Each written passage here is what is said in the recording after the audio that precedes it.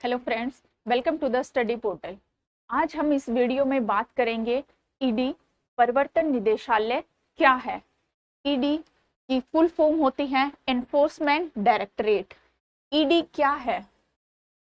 ED Bharat की बहुत ही महत्वपूर्ण जांच एजेंसी है जो विदेशी संपत्ति के मामले या आय से अधिक संपत्ति या मनी लॉन्ड्रिंग इत्यादि सभी मामलों की जांच करती है। ये भ्रष्टाचार को रोकने के लिए एक एजेंसी, बहुत ही इंपॉर्टेंट एजेंसी है। ईडी केंद्र सरकार की एक संस्कारी संस्था है। यह गैर संवैधानिक संस्था है।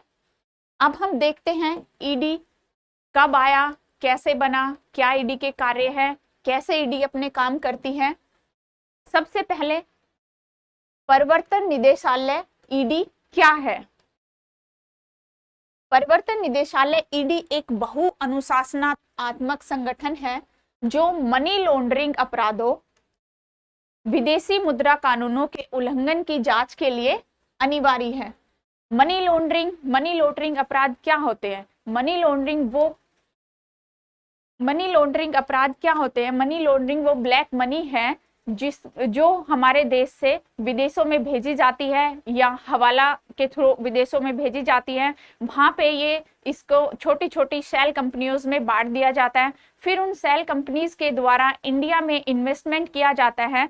इससे क्या होता है, बाहर देशों में हमारी ब्लैक मनी जाती है और वहां से वापिस आई है व्हाइट मनी के रूप में। अगर ऐसा होगा तो हमारी जो इकोनॉमिक स्टेबिलिटी रहेगी वो उसको खतरा पहुंचेगा। उसके लिए ये ईडी काम करती है।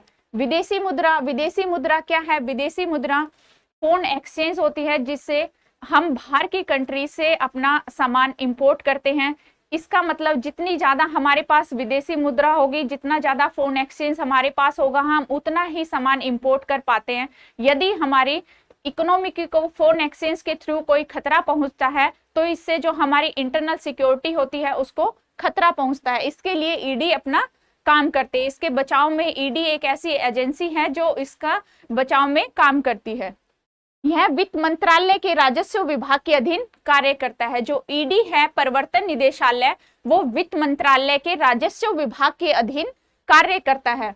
भारत सरकार की एक प्रमुख वित्तीय जांच एजेंसी के रूप में ईडी भारत के संविधान और कानूनों का सख्ती पालन से कार्य करता है। ये एक भारत की प्रमुख जांच एजेंसी है, गैर संवैधानिक एजेंसी है। ईडी की उत्पत्ति कहां हुई? इस निदेशालय की उत्पत्ति 1 मई 1956 को हुई, जब विदेशी मुद्रा विनिमय अधिनियम एक्ट फेरा फेरा 1947, फेरा की फुल फॉर्म है फॉरेन एक्सचेंज रेगुलेशन एक्ट के तहत विनिमय नियंत्रण कानूनों के उल्लंघन से निपटने के लिए आर्थिक मामलों के विभाग के रूप में एक प्रवर्तन इकाई का गठन किया गया। यानी कि जो फॉरेन एक्सचेंज है, जैसा कि अभी हमने पहले देखा, फॉरेन एक्सचेंज क्या है? जो हम विदेशों से अपना सामान खरीदते हैं, यानी कि जितने ज्यादा डॉलर हमारे पास होंगे हम उतना ही सामान बाहर से इंपोर्ट कर पाएंगे।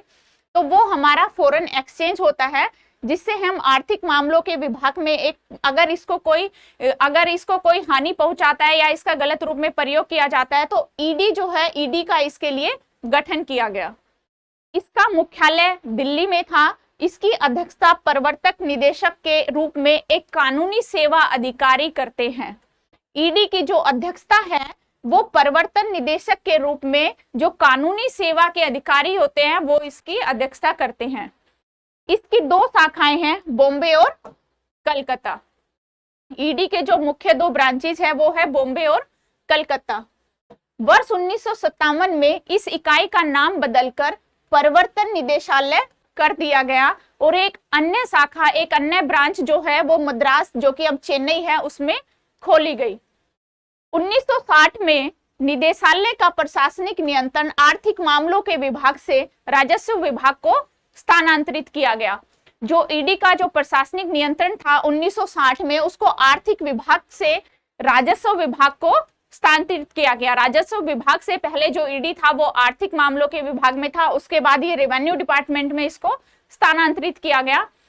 जैसे ही समय बीतता गया, फेरा 1947 को निरस्त करके, सबसे पहले ईडी का जब गठन हुआ तो फेरा 1947 बना, इसको निरस्त करके फिर फेरा 1973 को स्थापित किया गया, मतलब रिप्लेस किया गया फेरा 1947 को फेरा 1973 में।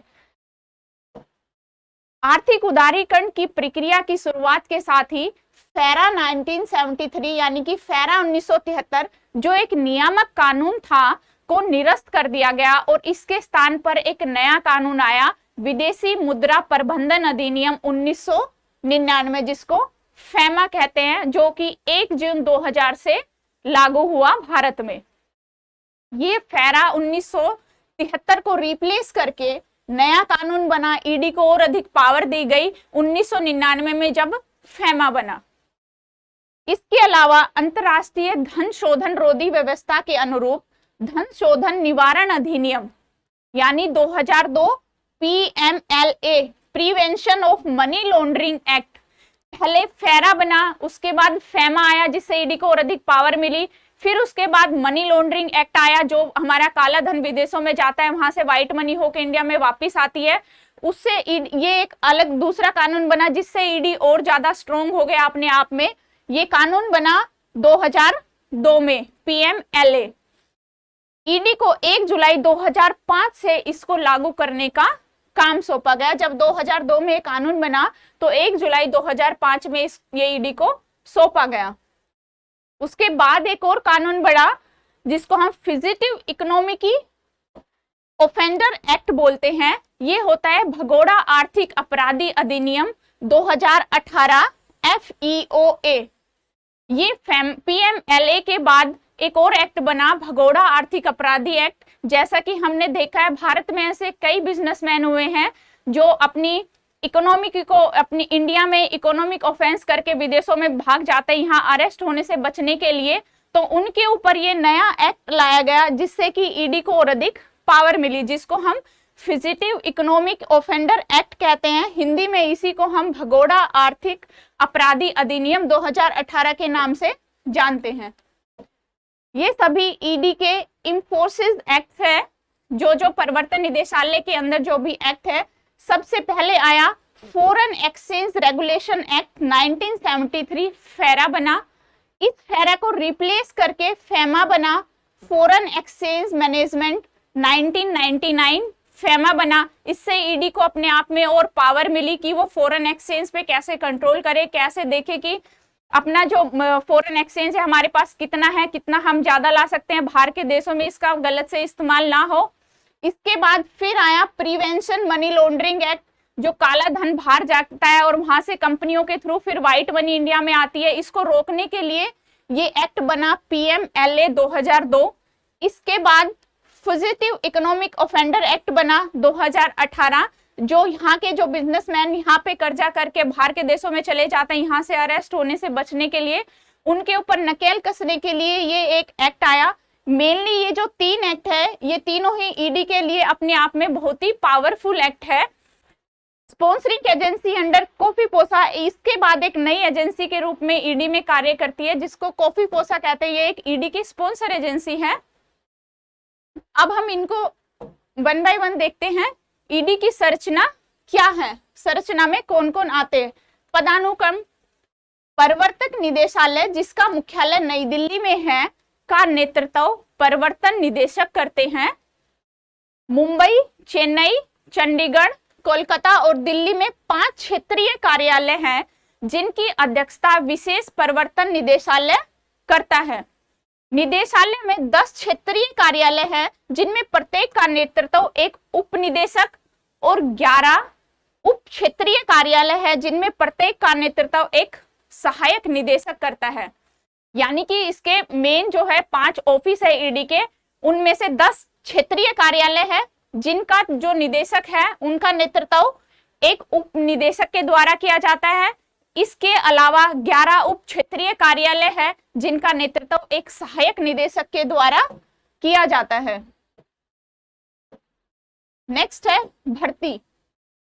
ईडी की भर्ती कहां से होती है, ईडी के मेंबर कहां से आते हैं।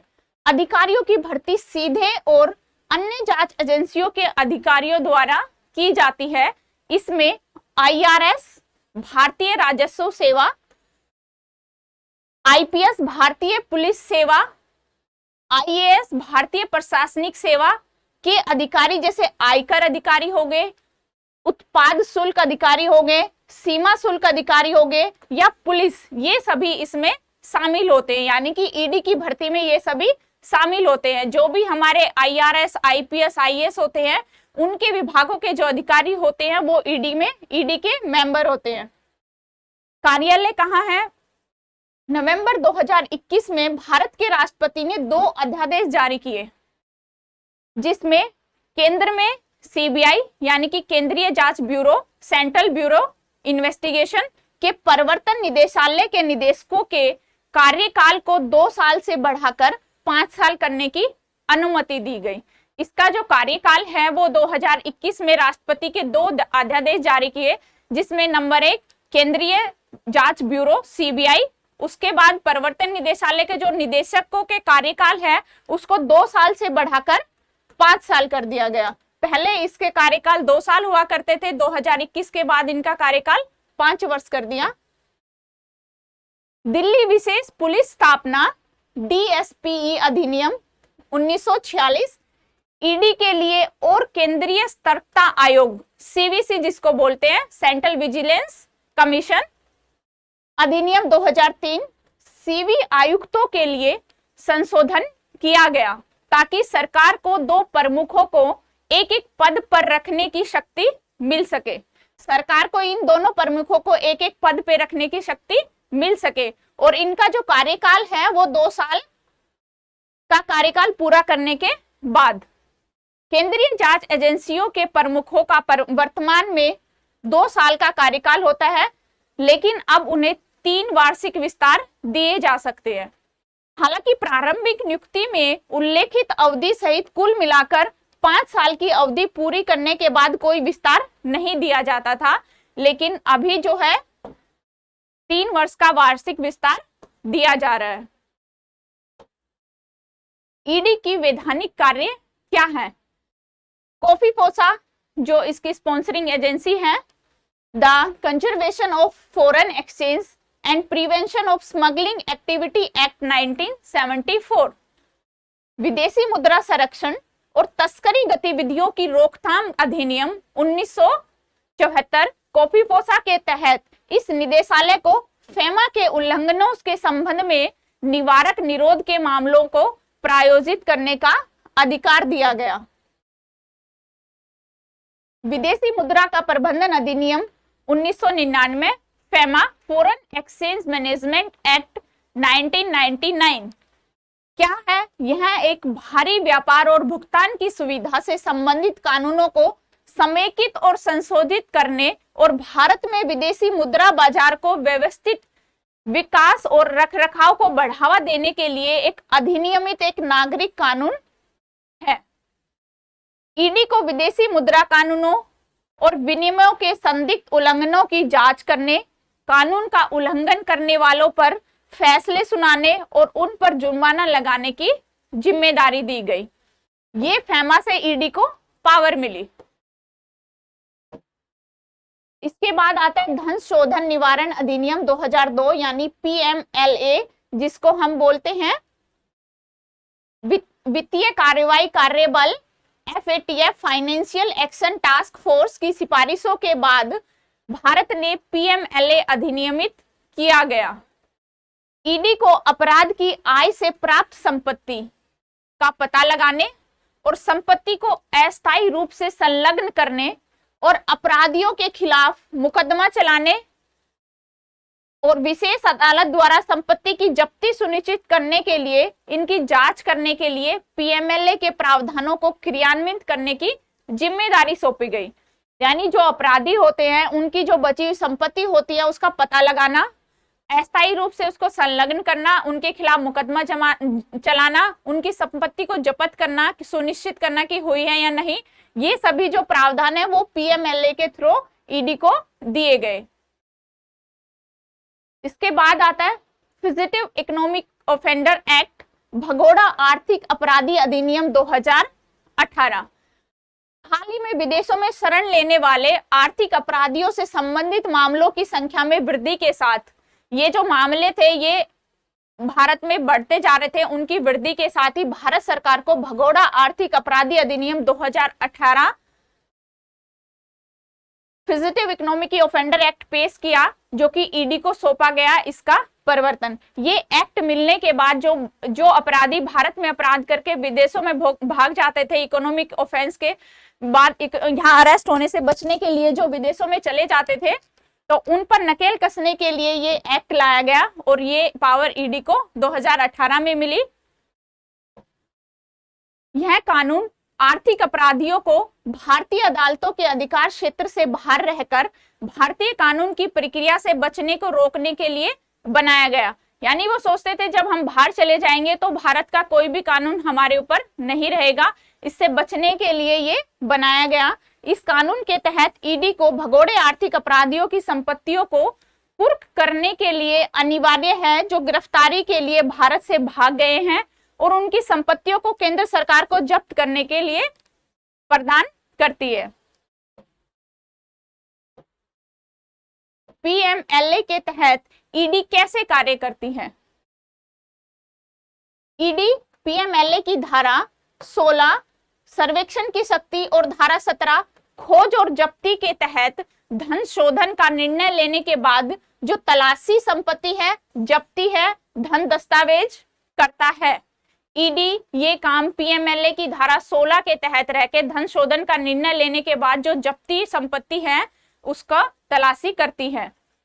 उसके आधार पर अधिकारी तय करते हैं कि धारा 19 में गिरफ्तारी की शक्ति और उनके अनुसार गिरफ्तारी की आवश्यकता है या नहीं है। 16 में वो उसकी संपत्ति की, 16-17 में उसकी खोज, उसकी जब्ती, धन शोधन, संपत्ति की तलाश लेते हैं, उसके दस्तावेज ढूंढते हैं। उसके बाद 19 के अकॉर्डिंग वो तय करते हैं कि उसकी गिरफ्तारी की आवश्यकता है या नहीं है। पीएमएलए की धारा 50 के तहत ईडी व्यक्ति को पूछताछ के लिए बुलाए बिना सीधे तलाशी और जब्ती भी कर सकता है। ये है पीएमएलए की धारा 50 के तहत जो ईडी है वो व्यक्ति को पूछताछ के लिए बुलाए या बिना बुलाए सीधे तलाशी और जब्ती कर सकता है। यह जरूरी नहीं कि पहले व्यक्ति को तलब किया जाए या फिर तलाशी और जब्ती की शुरुआत किया जाए, ऐसा जरूरी नहीं है। यदि व्यक्ति को गिरफ्तार किया जाता है और ईडी को अभियोजन शिकायत यानी कि चार्जशीट दर्ज कराने के लिए 60 दिन का समय मिलता है, क्योंकि यह पीएमएलए के तहत जो सजा होती है वो 7 साल से अधिक नहीं हो सकती। व्यक्ति की जो सजा होगी उसकी 7 साल से अधिक नहीं हो सकती। यदि किसी को गिरफ्तार नहीं किया जाता और केवल संपत्ति कुर्क की जाती है तो अभियोजन की शिकायत कुर्की आदेश के साथ 60 दिनों के भीतर न्यायिक निर्णय प्राधिकारी के समक्ष प्रस्तुत की जानी चाहिए। केवल कितने दिनों का टाइम मिलेगा? 60 दिनों का। इसके बाद आता है ईडी के अधिकार क्षेत्र में क्या क्या आता है। सबसे पहले फेमा और पीएमएलए दोनों ही पूरे भारत में लागू होते हैं। दोनों ही ईडी की एजेंसी है जो पूरे भारत में लागू होती है। ईडी किसी भी व्यक्ति के खिलाफ कार्रवाई कर सकता है जिस पर यह अधिनियम लागू होता है। फेमा के तहत मामले दीवानी अदालतों में हो सकते हैं और पीएमएलए के तहत मामले आपराधिक अदालतों में होंगे। ये दोनों ही एक्ट के तहत अलग अलग अदालतों में इनके मामले रहेंगे। फेमा के तहत दीवानी अदालतों में रहेंगे, पीएमएलए के तहत आपराधिक अदालतों में रहेंगे। एजेंसी के पास अपराध करने वाले व्यक्ति या किसी अन्य कानूनी इकाई पर अधिकार क्षेत्र है। सभी लोक सेवक एजेंसी के अधिकार क्षेत्र में आते हैं यदि वे मनी लॉन्ड्रिंग संबंधी किसी भी अपराध में शामिल है। तो सभी लोक सेवक की जो एजेंसी है उन सभी के अधिकार क्षेत्र में आएंगे। यदि कोई मनी लॉन्ड्रिंग से संबंधित कोई भी मामला है, कोई भी अपराध है, तो वो सभी उसमें शामिल होंगे। ईडी जो है संज्ञान लेकर कोई कार्य नहीं कर सकता। पहले किसी अन्य पुलिस एजेंसी में शिकायत दर्ज करानी होगी, फिर वो मामला ईडी को जांच के लिए सौंपा जाएगा। ईडी खुद से या डायरेक्ट हम ईडी को अपनी शिकायत दर्ज कराए, ऐसा नहीं हो सकता। पहले हमें कहीं भी पुलिस में शिकायत दर्ज करानी पड़ेगी। अगर वहां काम नहीं बनता है तो फिर वो मामला ईडी को सौंपा जाता है। ईडी मामले की जांच करेगा। जब ईडी को शिकायत मिलेगी तो वो मामले की जांच करेगा और एक आरोपी व्यक्ति की संपत्ति कुर्क कर सकता है, गिरफ्तार भी कर सकता है और संपत्ति को भी कुर्क कर सकता है, जो भी ईडी को ठीक लगे। फेमा या पीएमएलए अधिनियम के प्रावधानों के उल्लंघन के साथ कार्यवाही शुरू कर सकता है। अगर इन नियमों के तहत ईडी को लगता है कि गिरफ्तार करना है या संपत्ति कुर्क करनी है तो ईडी कर सकता है। इन दोनों ही नियमों का जहां उल्लंघन होगा वहां ईडी अपनी कार्यवाही कर सकता है। मामलों को अदालतों या पीएमएलए अदालतों द्वारा निर्णय के माध्यम से सुलझाया जाएगा। जो मामले रहेंगे वो अदालतों के द्वारा या पीएमएल के अदालतों के द्वारा सुलझाए जाएंगे। ईडी की हाल ही में आलोचना क्यों की जा रही है?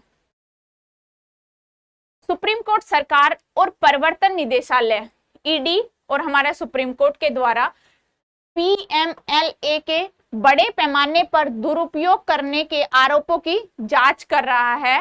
प्रमुख आरोपों में शामिल है सामान्य अपराधों के लिए इस्तेमाल किया जा रहा है। ये इसका आरोप है कि पीएमएलए जो है वो सामान्य अपराधों के लिए इस्तेमाल किया जा रहा है। पीएमएलए को साधारण अपराधों की जांच में शामिल किया गया और वास्तविक पीड़ितों की संपत्ति को कुर्क किया गया। इसके बाद है पीएमएलए मनी लॉन्ड्रिंग के खतरों का मुकाबला करने के लिए एक व्यापक दंड कानून था, विशेष रूप से नशीले पदार्थों के व्यापार से उपजा था। ब्लैक मनी, जो नशीले पदार्थ, जो ड्रग्स स्मगलिंग जो होती है उनसे है, जो ब्लैक मनी आती है, उनके लिए स्पेशली जो है मनी लॉन्ड्रिंग का काम पीएमएलए द्वारा इसकी रोक के लिए ये कानून बनाया गया था। वर्तमान में अधिनियम की अनुसूची में अपराध अत्यधिक व्यापक है और कई मामलों में तो न तो नशीले पदार्थ है और संगठित अपराध से कोई संबंध ही नहीं है। ये आरोप में लगाया जा रहा है कि कई तो ऐसे मामले हैं जिनमें कोई नशीले, कोई ड्रग्स स्मगलिंग का कोई काम नहीं है और ना ही उनसे संगठित कोई अपराध का संगठन है, कोई संबंध है। पारदर्शिता और स्पष्टता का अभाव। परिवर्तन मामलों की सूचना रिपोर्ट जो है ECIR enforcement case information report प्राथमिकी के समक्ष को आंतरिक दस्तावेज माना जाता है, आरोपी को नहीं दिया जाता। ईडी खुद को आपराधिक प्रक्रिया कानून के सिद्धांतों और प्रथाओं के अपवाद के रूप में मानता है और अपनी खुद की फाइल ECIR दर्ज करने का विकल्प चुनता है। ईडी द्वारा जांच के लिए मामलों के चयन के बारे में स्पष्टता का अभाव है। ईडी द्वारा जांच शुरू करने के लिए ऐसे परिणाम होते हैं कि जो कि किसी व्यक्ति की स्वतंत्रता को कम करने की क्षमता रखते हैं।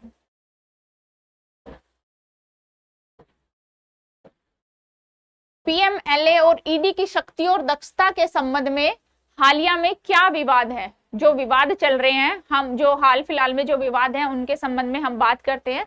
जैसे पहले है मनी लॉन्ड्रिंग।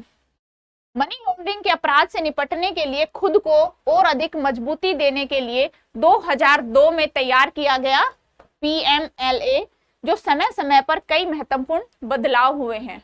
ये ईडी को बहुत ही स्ट्रॉन्ग पावर है। पीएमएलए इस संशोधनों के कारण देश भर में कई याचिकाएं दायर की गई जो पीएमएलए के तहत ईडी को अपराधों की आय मानी जाने वाली संपत्तियों की तलाशी, जब्ती, जांच और कुर्की करने के लिए सौंपी गई।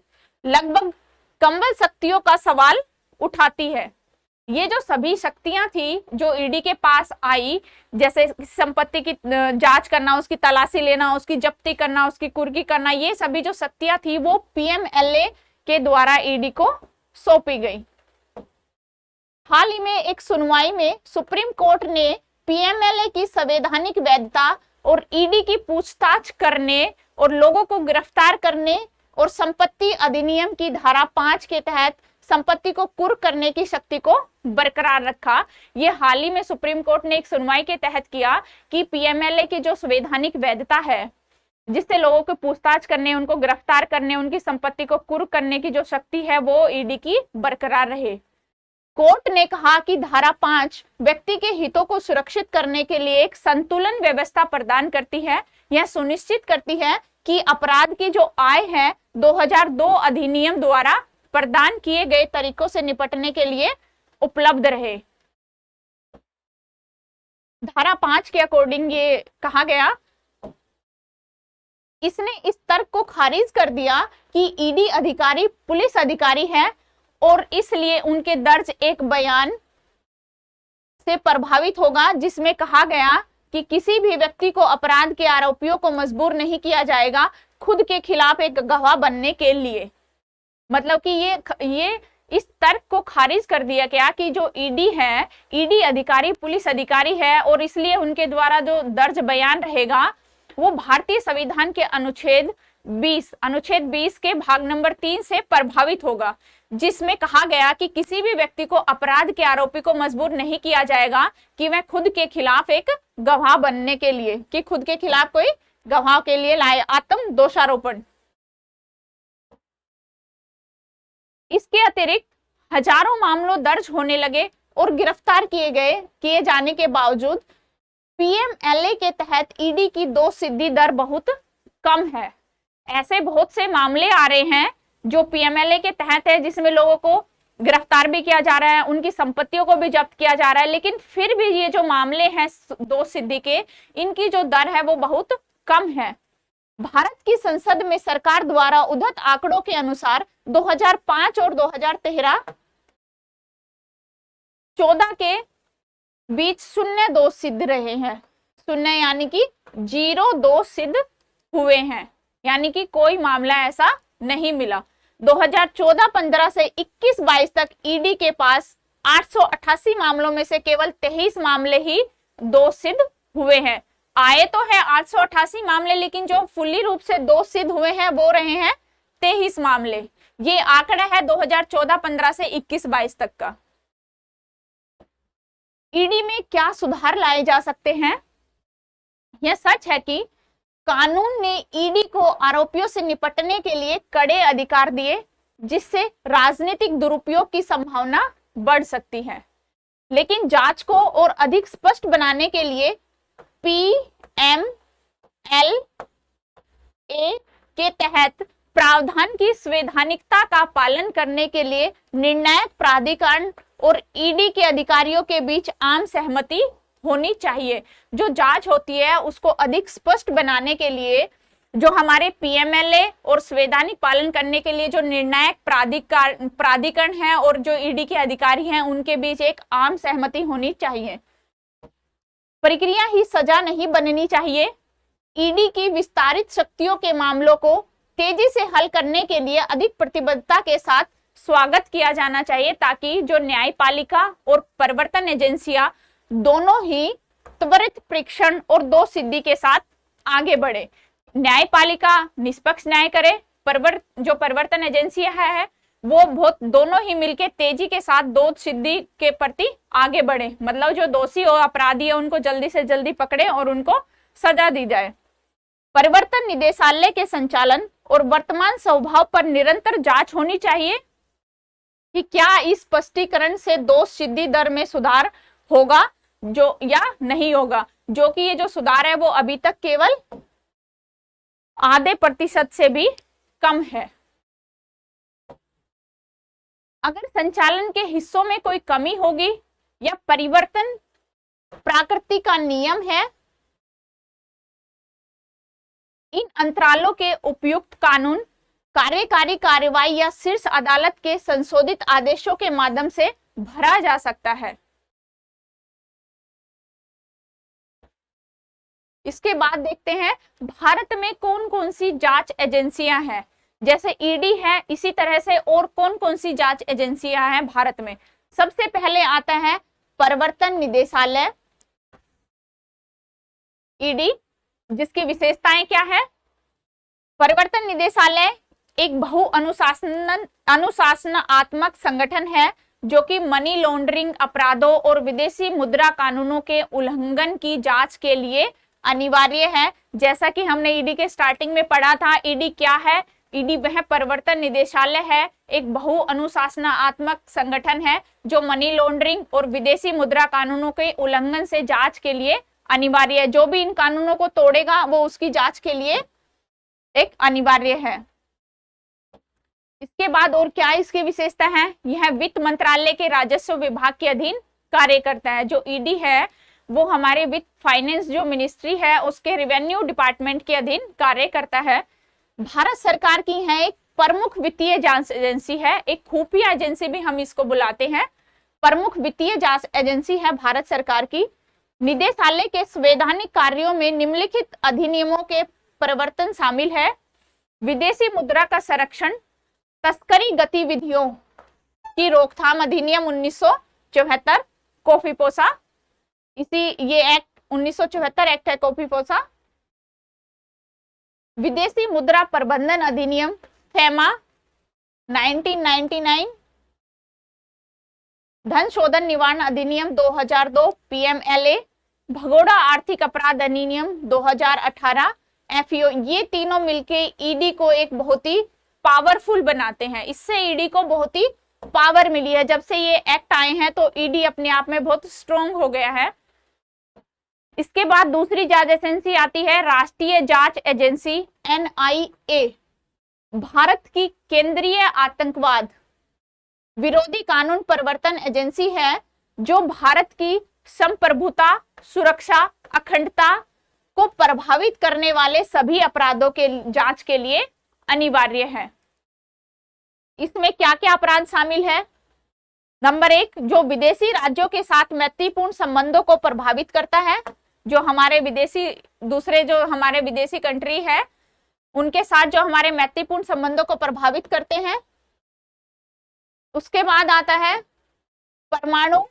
परमाणु सुविधाओं के खिलाफ, परमाणु और परमाणु सुविधाओं के खिलाफ। 3rd नंबर पे आता है जिसमें हथियारों, ड्रग्स और नकली भारतीय मुद्रा की तस्करी, सीमा पार से घुसपैठ शामिल है। ये सारे जो मामले हैं ये एनआईए के अंडर आते हैं। अंतरराष्ट्रीय संधियों, समझौतों, सम्मेलनों और संयुक्त राष्ट्र इनकी एजेंसियों और अंतरराष्ट्रीय संगठनों के प्रस्तावों को लागू करने के लिए अधिनियमित वैधानिक कानूनों के तहत प्रतिबद्ध है। जो अंतरराष्ट्रीय संधियां होती है, समझौते हो गए, सम्मेलन हो गए या संयुक्त राष्ट्र और इनकी एजेंसियां हो गई या अंतरराष्ट्रीय संगठन हो गए, इनके प्रस्तावों को लागू करने के लिए जो अधिनियम है उनको वैधानिक कानूनों के तहत प्रतिबद्ध है। इसका जो गठन है राष्ट्रीय जांच एजेंसी एनआईए के अधिनियम 2008 के तहत किया गया। ये जो एजेंसी है एनआईए, इसका जो गठन है कब किया गया? 2008 के तहत। इसके बाद आती है सीबीआई, केंद्रीय जांच ब्यूरो। भारत की प्रमुख जांच पुलिस एजेंसी है। सीबीआई जो है वो पुलिस की प्रमुख जांच एजेंसी है। केंद्रीय सतर्कता आयोग और लोकपाल को सहायता प्रदान करती है। यह भारत में नोडल पुलिस एजेंसी भी है और इंटरपोल सदस्य देशों की ओर से जांच समन्वय करती है। इसकी सजा की जो दर है वो 65 से 70% तक है। यह दुनिया की सबसे अच्छी जांच एजेंसियों के बराबर है। सीबीआई जो है वो दुनिया की सबसे अच्छी जांच एजेंसियों के बराबर है। इसके बाद आती है नारकोटिक्स कंट्रोल ब्यूरो एनसीबी। इसका गठन भारत सरकार द्वारा 1986 में narcotics, drug and psychotropic substance act 1985 के तहत किया गया। गठन कब किया गया? 1986 में narcotic, drugs and psychotropic substance act 1985 के तहत सीबीआई जो नारकोटिक्स कंट्रोल ब्यूरो है एनसीबी, उसका गठन किया गया। एनसीबी भारत में ड्रग्स कानून प्रवर्तन के मामलों में नोडल एजेंसी है। यह गृह मंत्रालय के तहत सर्वोच्च समन्वय एजेंसी है।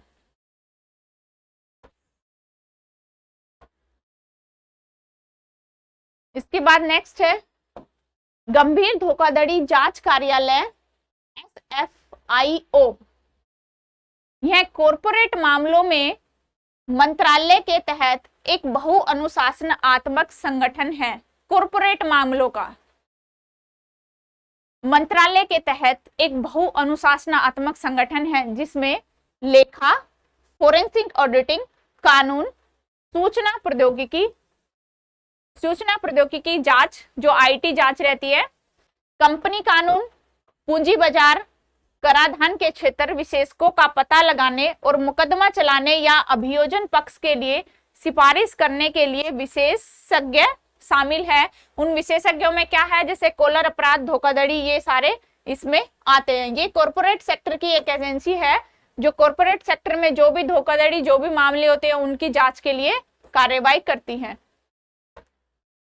कंपनी अधिनियम 2013 की धारा 211 ने गंभीर धोखाधड़ी जांच कार्यालय को वैधानिक दर्जा दिया। एफआईओ के पास कंपनी कानून के उल्लंघन के लिए लोगों को गिरफ्तार करने का भी अधिकार है। किसी कंपनी के कानूनों का उल्लंघन होता है तो उसके लिए एफआईओ है, जिसके तहत ये लोग को गिरफ्तार करने का अधिकार भी रखती है। एक सफेद पोश अपराध एक अहिंसक अपराध है जो वित्तीय लाभ के लिए किया जाता है। यह धोखे, छुपाने या विश्वास के उल्लंघन की विशेषज्ञता है।